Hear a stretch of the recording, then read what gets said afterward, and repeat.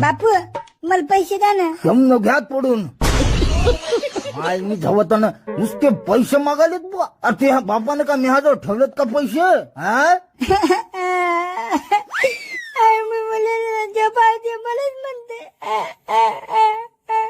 माय मी आता मी जीवच देतो. आज जाय दे दे मी जगतच नाही आता, मरतो आता, मी जीवच देतो. दे. हा देतो. भीतो का काय कोणाला?